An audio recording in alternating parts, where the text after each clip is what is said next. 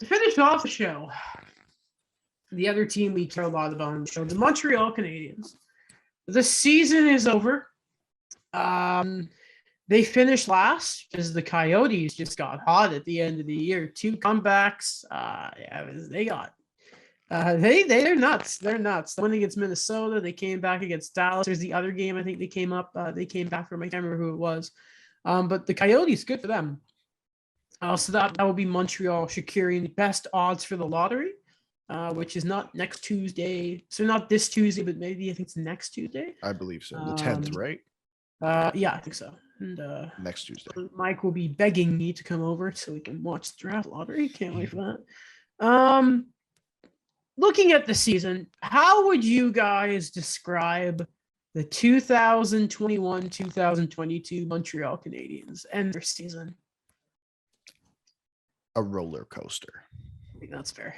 Daniel. Yeah. Necessary changes were finally addressed. Yeah, I think that's fair. That's very fair. Organization, like you look at it, right? I have a feeling you're probably going to see a lot of personnel decisions. AKA, they still need to build up more scouting, obviously, the analytics, more skills, personnel, and all that. Adding to the developmental program.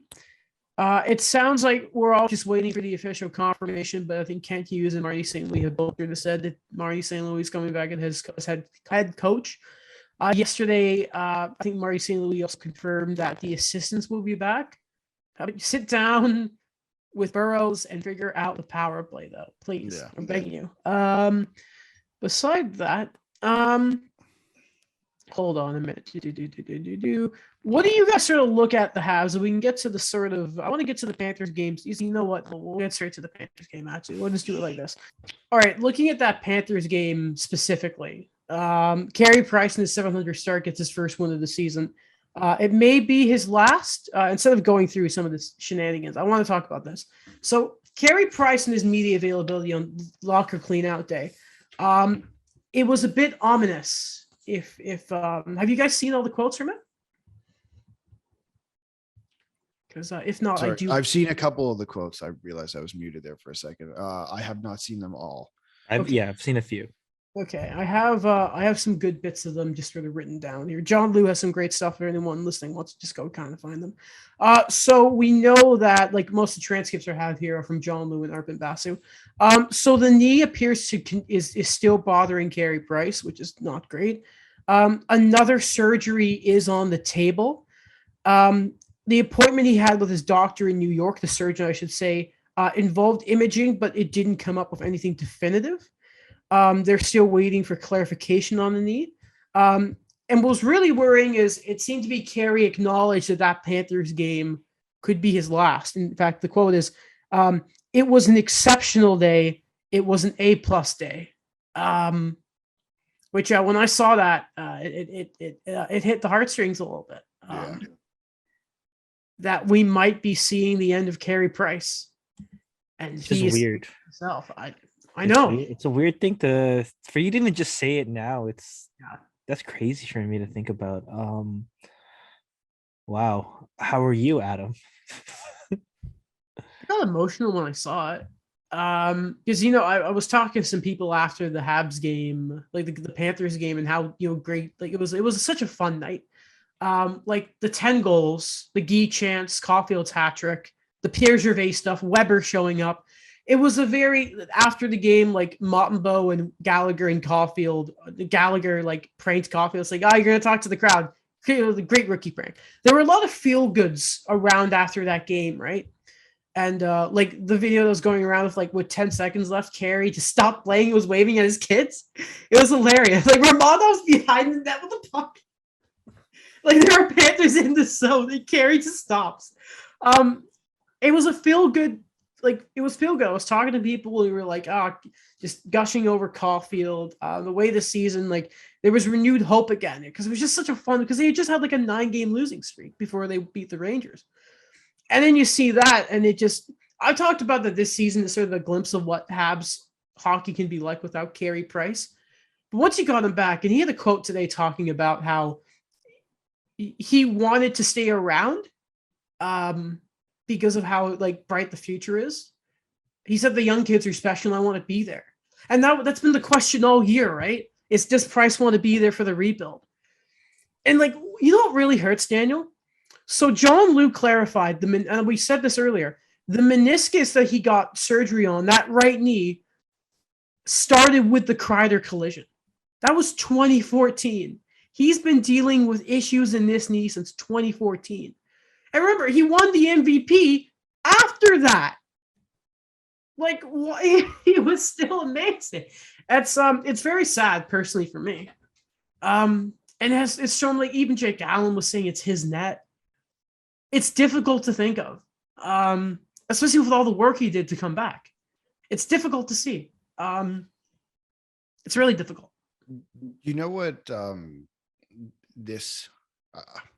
I want to say like the last 12 months of what Montreal's has gone through, in a sense, in terms of not on the ice, but I think off the ice, and what they've dealt with in a manner is similar to what Minnesota had gone through last summer when you lose Zach Parise and Ryan Suter, but to an even larger extent, because you're talking about Carey Price, who, I mean, is a generational goalie, has been the guy in Montreal since for over a decade.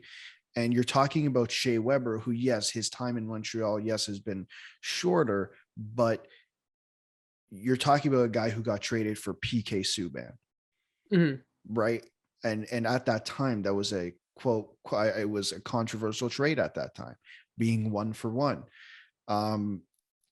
And the circumstances, age, and all that stuff. I think there's this big shift that's happening in Montreal, and it's a good shift because not only is it happening on the ice with the players, it's happening off the ice with the players, and it's happening off the ice with management and coaching, and it's all happening at once.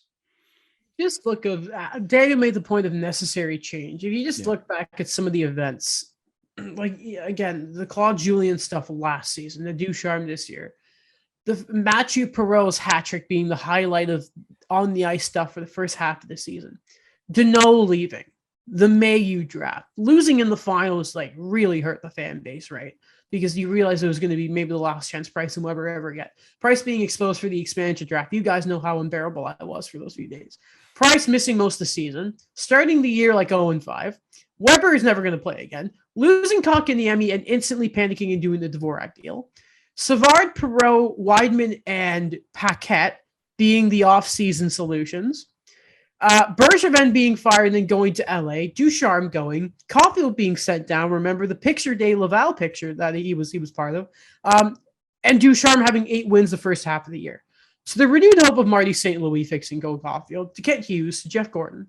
Kent Hughes, Jeff Gordon. There's so many Jeffs. Jeff Molson too was there. It's almost happy that there's no playoffs because you can just. I think the fan base needed time away from the team because the offseason was so short and so much has happened. That everyone just needs a reset. It's just going to be so weird to think that Price is just not going to be back, though. Jonathan Drouin spoke to the media. Apparently his goal is to play 82 games. I'm not convinced he's going to be a Hab. Jeff Petrie said he doesn't want to close the door on coming back to the organization, which I think he's sort of. I don't know about that anymore, Jeff. I think it's a little too late for that with everything that's happened. What else? I think there was Suzuki.